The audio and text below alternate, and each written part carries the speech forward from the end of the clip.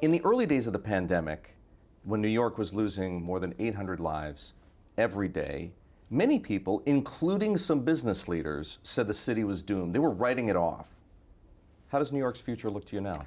Anybody who writes off New York is crazy. I mean, you know, the Roman Empire fell. It took 1,000 years, so I'm not saying anything has to last forever, but I see no reason to conclude that New York is going to surrender its centrality in finance and in terms of a place for people to engage and become acculturated into a number of professions. New York's also not a one industry town. You know, there's publishing and there's obviously finance and law and accounting, media, fine art, medical center, fine arts.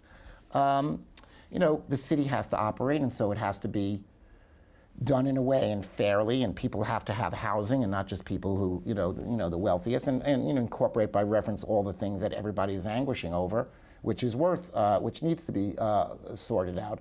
But I wouldn't necessarily bet against New York. But there's a cycle to things.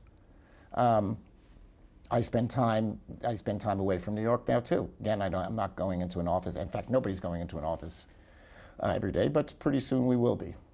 Are you in favor of sending employees back to the office? I'm in favor of leaning on people to get back into the office. What about vaccine mandates? For or against? You know, this is public health. It's not people say it's an individual freedom.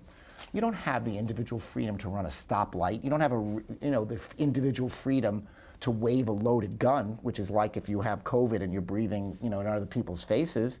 You have to stop at traffic lights, and you have to, guess what?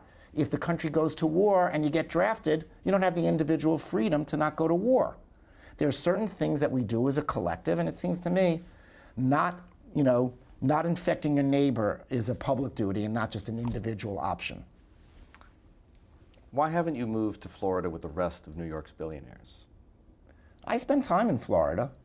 I've always had a place there, and I spend more there, but I'm not a Florida domiciliary.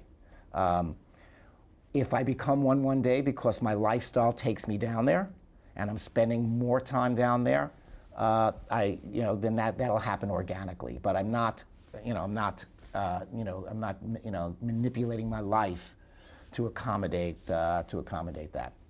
I have no reason to tell you why I'm not doing it. I'd need a reason to do it. Well, most people do it for tax reasons, or they appear to do it for tax reasons. Well, I'm not there yet. But if I get there, forget I said that. What happens to New York City if its tax base, or at least a good part of its tax base, keeps decamping for Palm Beach and Miami? Look, I said I was optimistic about New York. I think it's real. I think that the official sector have to take that into account and not be so cavalier. I do think that that there are a lot of reasons to be in New York, and some of those reasons overcome the extra cost, but not for everybody.